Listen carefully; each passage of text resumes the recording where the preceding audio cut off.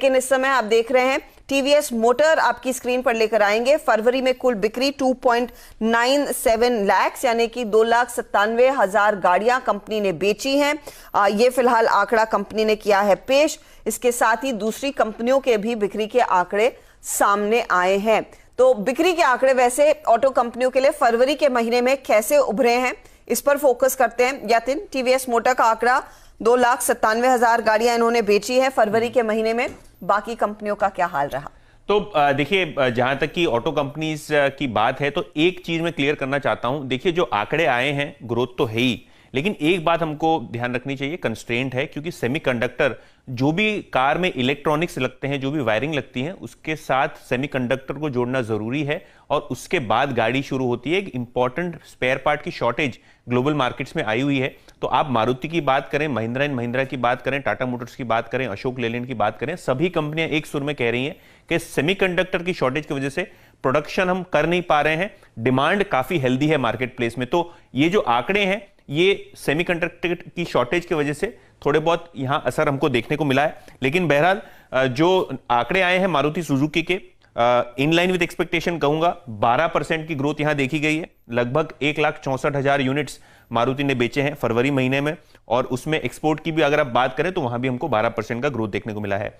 जहां तक कि बजाज ऑटो का सवाल है, यहां भी अगर आप बात करें तो 4 लाख यूनिट्स की जो एस्टिमेट थी, उसके सामने केवल 3,75,000 यूनिट्स यानी 3.25 यूनिट्स कंपनी ने डिलीवर किए हैं। तो वहां भी हमको थोड़ा बहुत वीकनेस देखने को मिला है, खास करके डोमेस्टिक मार्केट में जहां इनकी सेल्स लगभग 2% गिरी है। अशोक लेलैंड की बात करें तो वहां 20% का ग्रोथ देखने को मिला है। एक्सपेक्टेशन को इनलाइन अगर हम कहें तो उसके मुकाबले अशोक लेलैंड इनलाइन परफॉर्मेंस दिखा रहा है। और एस्कॉर्ट्स एक स्टैंड आउट परफॉर्मेंस, ट्रैक्टर बिक्री में लगभग 30% यानी 30% का ग्रोथ, 11,230 यूनिट्स उन्होंने बेचे। सिमिलरली कहूंगा महिंद्रा एंड महिंद्रा के लिए कि वहां भी ग्रोथ हमने ट्रैक्टर सेगमेंट का देखा है, लेकिन क्योंकि कंपनी ने साफ कर दिया सेमीकंडक्टर शॉर्टेज की वजह से उनके एसयूवी प्रोडक्शन पे थोड़ा बहुत असर देखने को मिला, और इसीलिए एमएनएम के नतीजे जो फरवरी के जो सेल्स आंकड़े हैं वहां थोड़ी बहुत हमको नरमी देखने को मिली।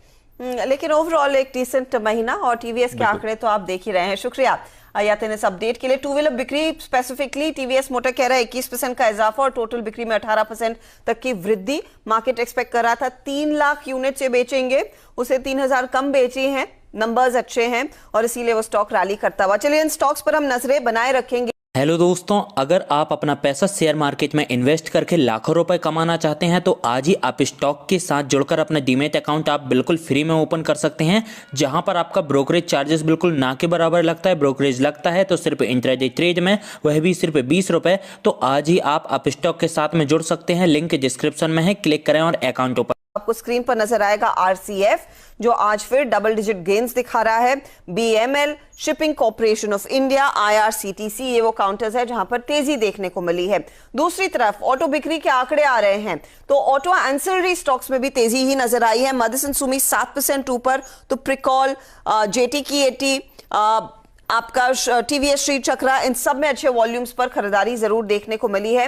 लेकिन कुछ और गेनर्स आपकी स्क्रीन पर लेकर आएंगे। देखिए, गुजरात गैस में अच्छी तेजी है, एआईडी पैरी 5% ऊपर, अपोलो टायर्स में 5.5% का इजाफा था। इंटरग्लोब एविएशन जो गाबा साहब ने आज पिक भी दिया है तेजी की तरफ, उसमें भी खरीदारी ही बनती दिखाई दे रही है।